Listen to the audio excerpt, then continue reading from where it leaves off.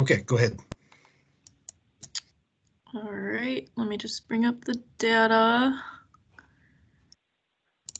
Okay, so as you can see, Crawford and Kalkaska are in risk level D, while the other 8 of our counties remain in risk level E. Our daily cases per million and percent positivity both decreased overall for the jurisdiction this week, so we hope to see that continue. We reported 119 new cases from Friday at 3:01 until yesterday at 3. There were 389 new cases over the past week, and the week before that there were 498, so we have seen a 22% decrease in cases in the past week. Our total number of jurisdiction-wide cases as of yesterday at 3 o'clock was 10,441. And over that time period, the cases have been identified from schools and preschools, household and community contact, care facility workers and residents, those in attendance of social gatherings and religious services, recent travel, pre-surgical or pre-appointment testing, as well as pre-returning to college testing, and some other worksite exposures. Cases by county as of yesterday are Crawford with 493, Kalkaska also has 493, Lake 322, Manistee 673, Mason 1042, Mecosta 1712, and Ferris State reporting 562 cases as of January 18th, Misaki 491, Newaygo 2,407, Oceana 1,680, and Wexford 1,128. In the past week, we had 2 deaths reported and 579 people recover. Yesterday, there were 7 positive inpatient cases at Munson Healthcare Cadillac, 1 at Munson Grayling, 1 at Munson Manistee, and 3 at each of the Spectrum Health locations. We were able to add the vaccine page to our dashboard. It will be updated once a week on Mondays with data from our vaccine clinics that were held over the previous week. So I'll just pull that up really quick so you can see that as well.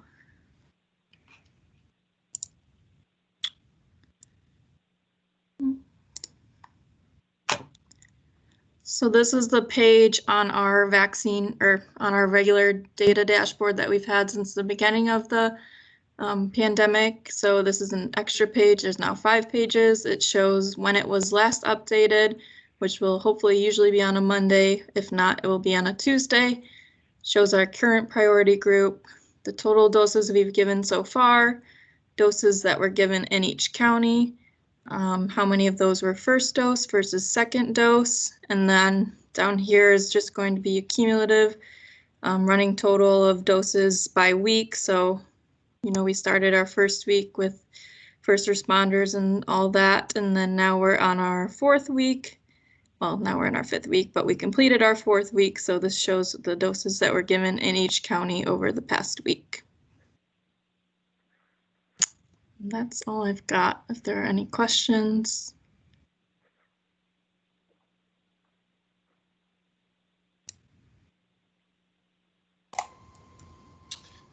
Okay, I'm still not seeing Kevin on, so I can kind of jump in there over this last week of vaccinations, going to give you an update, and then I don't really have anything else, so we'll just open it up for questions. So this last week, we vaccinated somewhere in the neighborhood of 8,000 people. So since we started, we're at somewhere around 10,300 as a total for our jurisdiction. For this week's shipment, we asked for 5,900 doses, and we received 1,700. And that's for our first dose allotment. And I don't even know the number. We also ordered some for our second doses that are going to be due this week. Like I said, I don't remember what that number was, but of the 5,900 that we asked for, we got 1,700 for this coming week. And I just got off a call with the state, and they said the forecast doesn't look very good in terms of improvements with the allotment of vaccine. So they were saying at least through February and probably into March, we won't see much of a difference other than a lot of the vaccine was earmarked for the long-term cares around the state. So the state took that kind of right off the top. They're hoping that by the end of February or so, they'll be done with that. So then that would free up whatever they were saving for the long-term cares to then come to us. But at 1,700 doses, we're looking at a couple hundred doses per county. So that's still not a lot in terms of a weekly clinic. It's probably, less than a full day of our clinics at our offices is what we're looking at for the future. So then what that means in terms of priority groups, working through 1B, is that if that continues, it's just going to take us a long time to get through them. And there's really no way around that. So like I said, I really didn't have anything else specific to report on. So I'll just open it up to questions either on the chat or for those on the phone can just unmute and we'll try to answer them.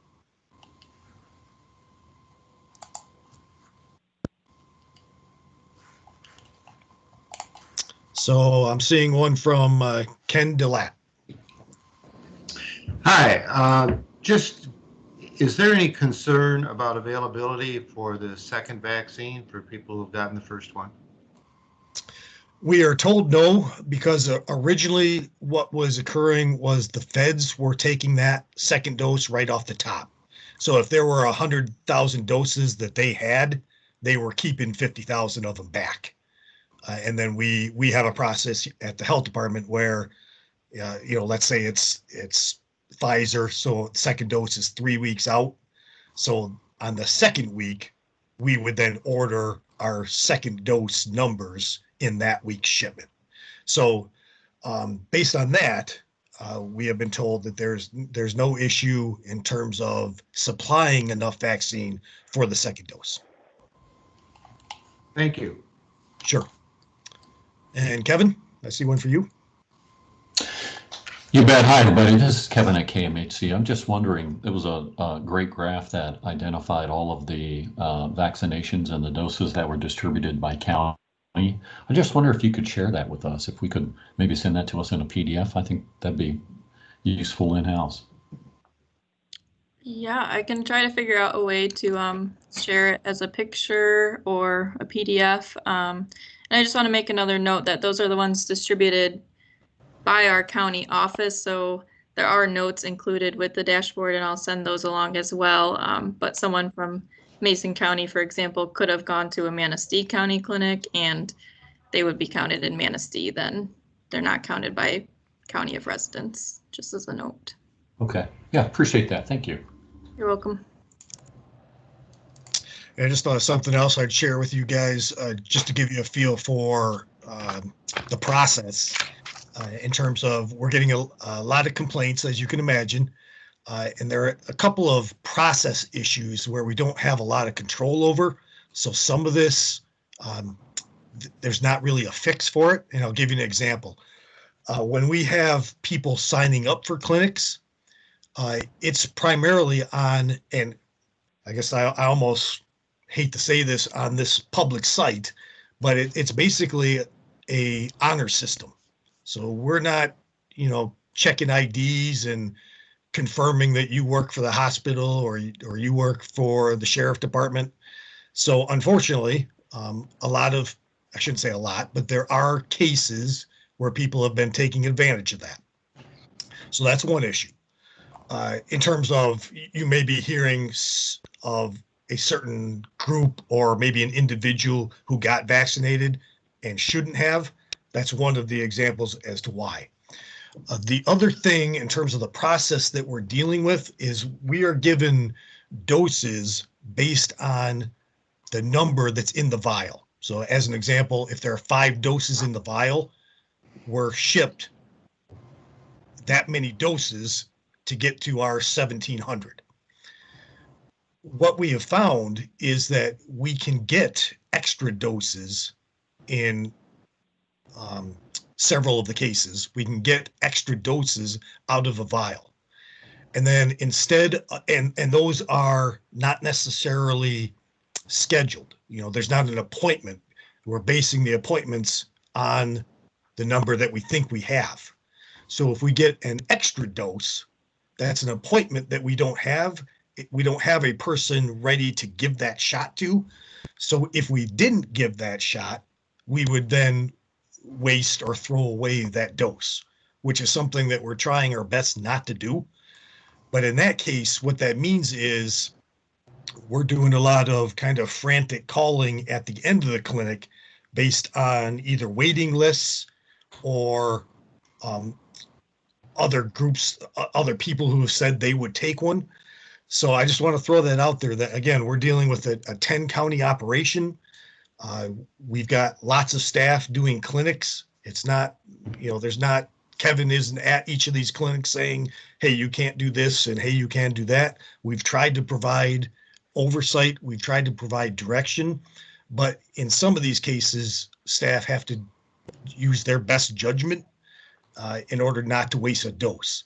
So given that as the explanation, there have been cases where we may not have necessarily wanted to go a route in terms of vaccinating this person or vaccinating that group, but that office made that judgment call and got those people in so that we didn't waste doses. So all of that to say that I'm hoping you guys can give us some leeway in terms of when you're hearing, oh, that person got vaccinated and hey, this group over here got vaccinated and they shouldn't have. There could be several reasons why that may have occurred. It's not that we're trying to do, for example, it's not that we're doing walk-ins. That's not what we're doing. However, we have allowed some walk-ins to get on the schedule if it just worked out that we had to fill a spot at 11 o'clock and we weren't going to be able to do it if we didn't take this walk-in kind of a thing.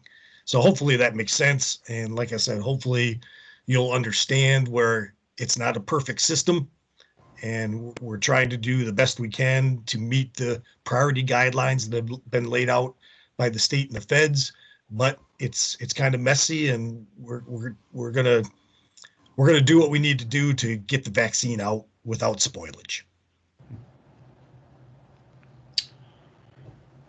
Hey Brett, this is Kevin. Sorry, I was on another call. So Okay. I think just kind of as a follow-up to that too, so that everybody understands, you know, the second doses that we get really are intended to equate to the number of doses the number of initial doses that we get. So when we talk about these extra doses that we're finding, you know, just because we get an extra dose or two out of a first dose vial, there is no guarantee that out of that second dose vial we'll get that same thing. So, you know, logistically, that is another concern that we have. Number one, we don't want to waste vaccine, but then we also need to assure that we are going to have second dose vials, second dosage available for individuals when comes time for their second dose vaccine. So again, it just kind of adds to that complexity of some of the things that we're working with in these clinics. And as Brett said, you know, asking for your patience and consideration as we move through that process.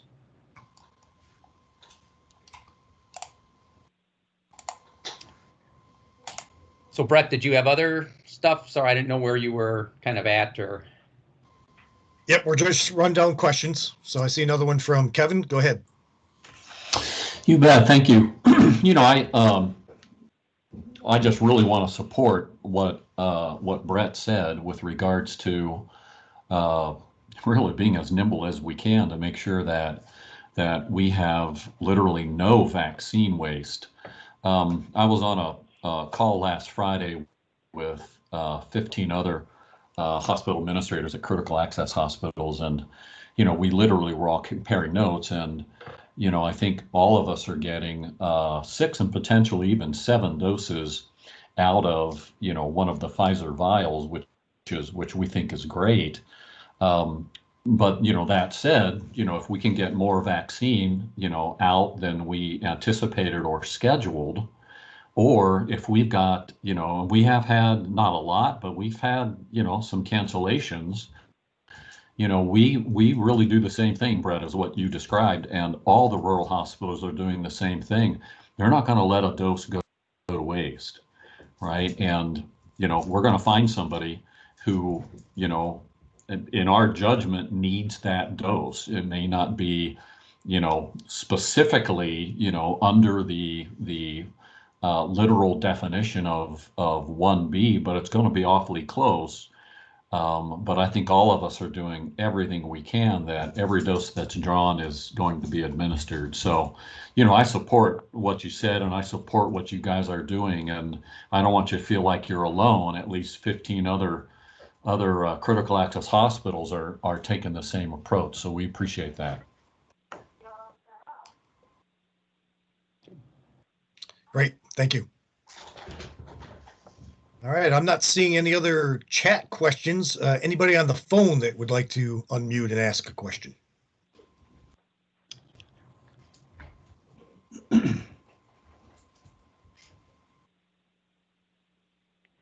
Brett, this is Jeff at Manistee, and I guess it's my understanding, and maybe it's changed, maybe I've missed something, but it sure would be nice if all of the hospitals in the 10 counties and the District 10 Health Department could coordinate the numbers to where we're getting a full story out to the public of how many vaccines have come into our areas by county and how many have been administered.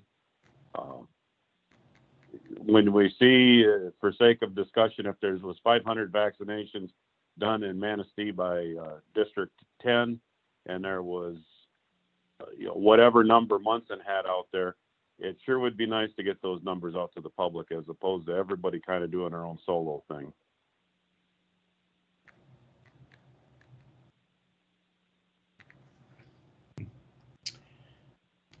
Jeff, I can bring that up with Munson. I've got a daily call with them at 5 o'clock, so I can bring that up and see. And then, we can share that with our Spectrum call too, and see if that is possible to kind of have a more of a one-stop shop, I guess, in terms of information that's available. Hey, Kevin, this is Sarah. Knowing that when we're reporting how many vaccinations we gave per county, but the state site is by residency. So if they cross the county line, it's reported on the state site as their county of residence. Would that address it? Because the hospitals and the health department all have to log into MICR those people. So would that fix the request from who's been vaccinated by county? It would be by their residents versus the provider who gave the shot. Do you know what I mean, Brett? Gordon? Yeah, we can take a look at that and see. We can share that and see if that helps. If that would help address that. I mean, Jordan might be able to speak to that, but I thought that the state's map is by MICR, which is by residency, not by county of who gave the shot. Yeah, that's correct. I was also going to mention that the state site has more information than ours would. Ours is just our own clinics, as was mentioned, but if you go to the state site, and I can share the link in the chat box to the state site, their dashboard has it more complete information about vaccine distribution and all of that by county of residence. Okay.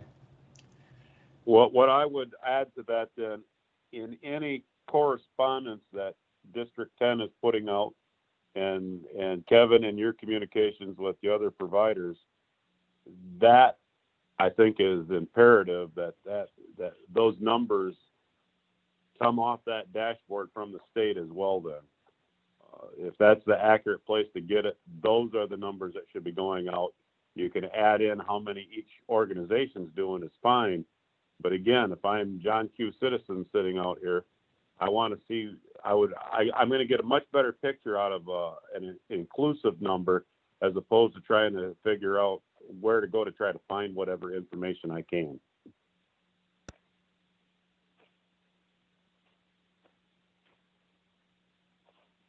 Okay, we can take a look at that.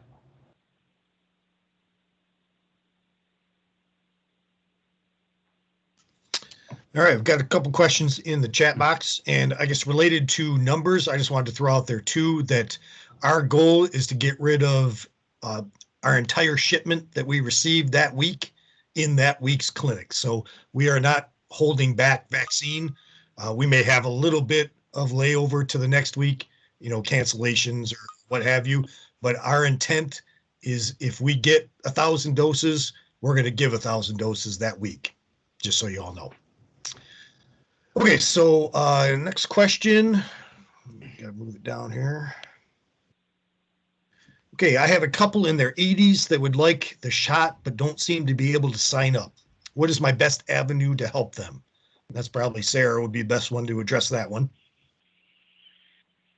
Yes, we've now posted on our website a link directly into our quote unquote wait list for our 65 plus population. We have worked with the Area Agency on Aging to align their efforts. They've been collecting wait lists before we have. They had a form. So it is important that the message is that please don't sign up on multiple forms. Just in the 24 hours that our link is up, in doing a wash between the list that came to us prior to us posting it. Some people are on the list 3 times, and so that just bogs down the system. So if you're sharing that on your websites, which you can do, you can go out, grab our link and share it. Just ask that people only sign up once.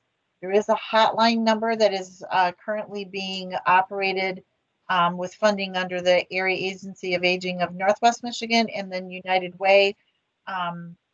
And they have kind of like put that hotline out there for the senior population who might need help with scheduling. And it's reached capacity for their voicemail. So it's going to be a while. People have to have a little bit of patience. And that was set up, the hotline, for people who don't have internet access. Quickest way to get on the list is really to go out to the internet.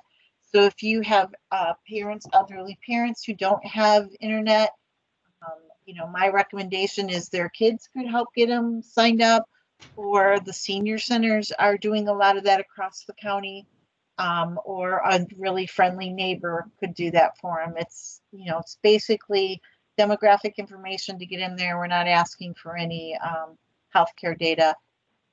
The tricky part to our wait list that is confusing for seniors is that they have to click on its clinic day.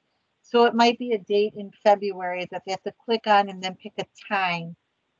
That is required in order to get on our wait list. They'll immediately get a notice that this is not an appointment, that they will be notified for an appointment.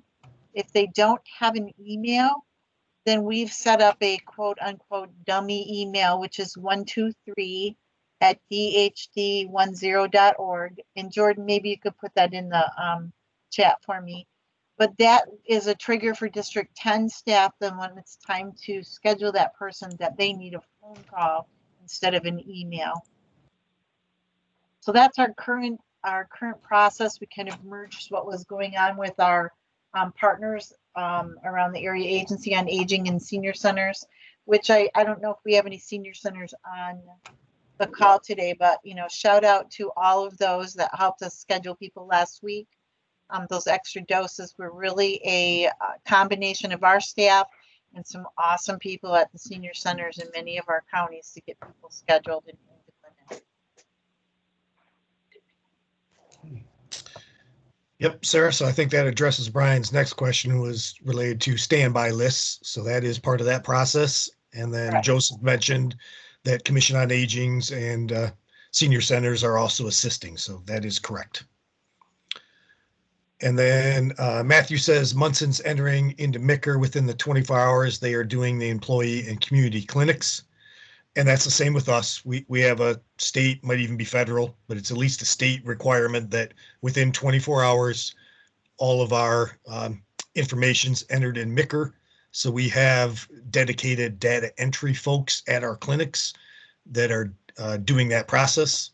So just as another example, I'm going to throw it out there as a shout out to, the health department staff. And that is, we run a clinic from 9 to 6, and that's the actual clinic operation. But what the general public doesn't see is all of the background legwork that goes into setting up that clinic.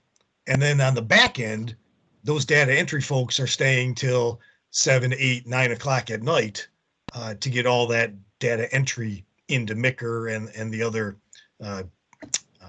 form management requirements that we have. So it's definitely more than just making appointments and showing up to pull this thing off. So, hey, Brett, this is Kevin. Did you Yep. did you review any of the the vaccine allotment that we're looking at this week versus what we had actually ordered and Yes. all of that? Yep. Okay. So I talked about our 1,700 for this week. I talked about our around 10,000 total Yep. that we've done so far with the 7,000 or 8,000 we did last week. Yeah, and we were on a call earlier, and it does appear that amount is going to stay consistent moving forward for the next few weeks. So Yeah, I mentioned that too. Okay.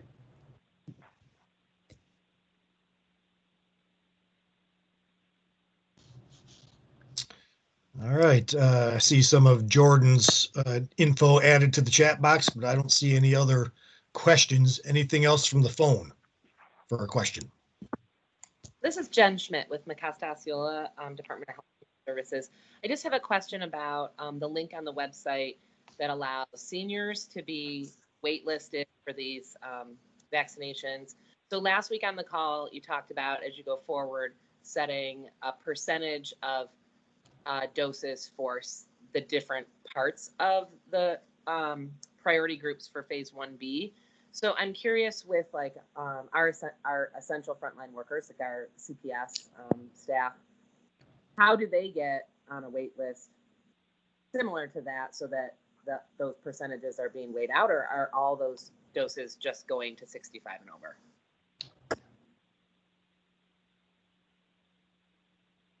Sarah, do you want to just address that one? I can. When you say CPS, is that protective services or sorry? Yes, Child Protective Services. Okay.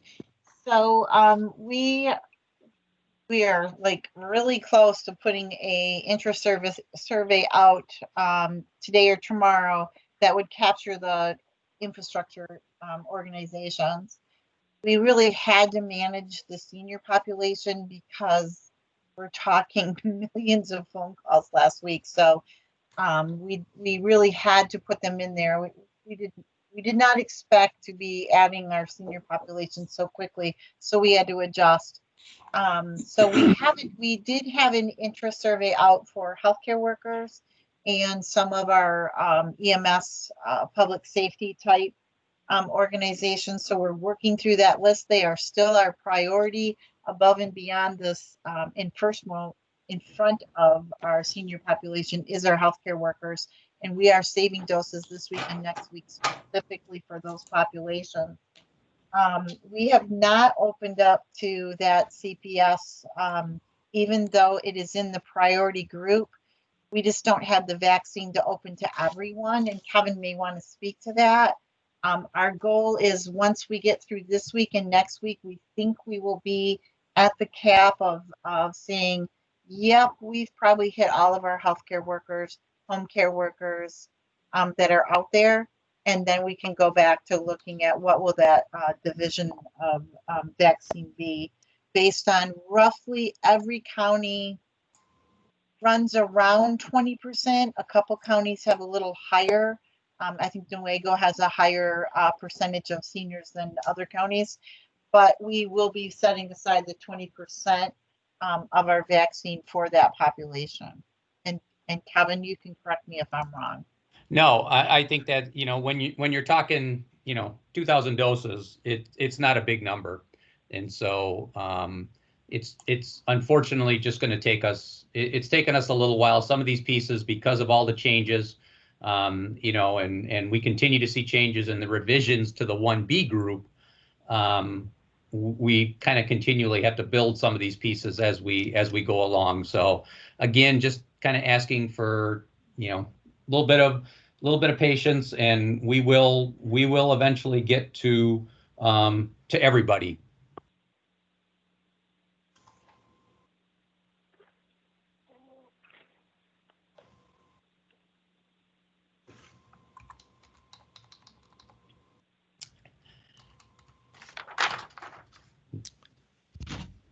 Hey, Brad, if there are no other questions, not to put Jordan on the spot, but I wondered if she could share her screen and show the state dashboard, because that might address what you're looking for by what has been given to each county and what has been distributed that includes all providers. So that might help Mr. Dance look at what it is he's looking for. Because you can actually sort that by, it shows by hospital or by health department or combined. Jordan, did I throw you under a bus? No, I'm just pulling it up, so give me Okay. 1 second. Then while you're doing that, Jordan, there was a question that came up on last week's call, and it had to do with, you know, were the symptoms, you know, were side effects more severe or more common after the second dose of the vaccine than they were with the first dose? And so, you know, we did do a little bit of research into that, and basically what we're seeing is about that. Yes, we are seeing a little bit more frequency and intensity of side effects with the second dose. Also, interestingly enough, it tends to be a little more severe in the younger population than the older population, and we're kind of seeing like it's about in thirds. So a third are seeing a little bit more severe, a third are seeing side effects, but not, you know, not to the point that they're kind of disabling, and then a third are not seeing any type of side effects with the follow-up shot. As an example, you know, my wife is a nurse. She got her second dose and was pretty much out of commission for an entire day. I got my second dose and really had no side effects at all. So it's like that third, not consistent, but yes, in comparing first to second dose, the second dose does have more severe and more frequent side effects. So that was a question that was asked last week.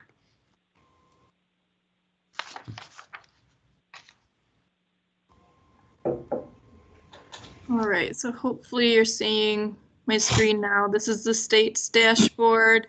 There's a lot of different things you can select by, but just to show you the example, we can go to District Health Department number 10 here. And this is the vaccines distributed to providers within the jurisdiction. So over here, this is a button. You can see the enrolled providers, which includes us. You can sort that by facility type or all sorts of things. And then they also have doses administered. So that would be a place that you could find how many were administered across the jurisdiction, across all providers, which I think was the question that we were getting at.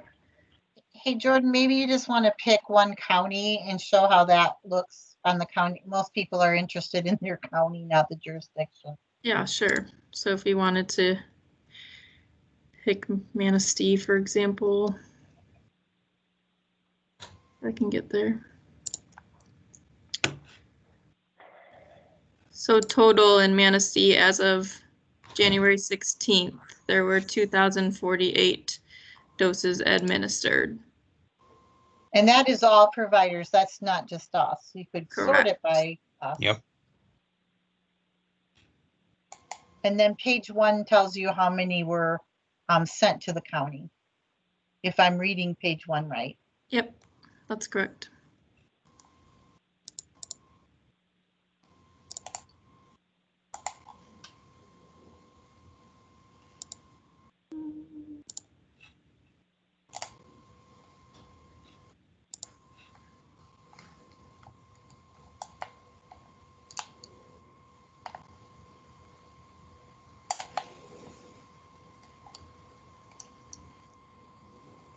Anything else you wanted me to show from the dashboard? I don't know too much about theirs, but No, that was it. I think this probably answers the question as to how many, combined all providers, how many doses have been given.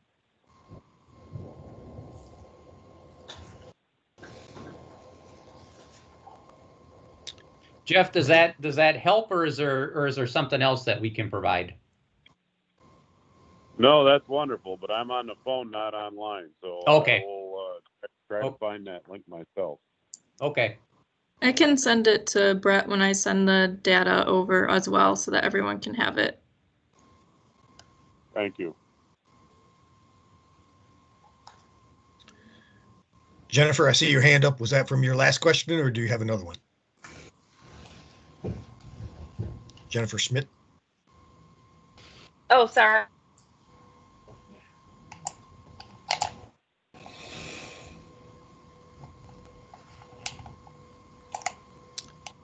All right, Kevin, I don't think we have any other ones. Okay. All right. If there are no other questions, I think that's what we have to share today. Again, this week, and Brett may have mentioned this, we'll probably, we'll be looking at doing clinics towards the end, towards the end of this week, probably Friday, Saturday type clinics. I know in our Munson counties, I believe Munson may have some clinics going on in what's the date? Today's the 18th, so they have one on the 23rd in Grayling. There's a clinic. Cadillac has one on the 22nd, Thursday. These are drive-through clinics that they're going to be operating. And Manistee has one on the 22nd. And 9 to 5 for each of those that they'll be setting up. So those would be in addition to the clinics that we will have going. So just so that everyone's aware of those. And if there isn't anything else or other questions, thanks guys for hopping on with us today. We will plan to reconvene next Tuesday. And we'll probably, we'll have additional information to share with you at that time. And we'll go from there. So if there's no other questions, have a good day, guys.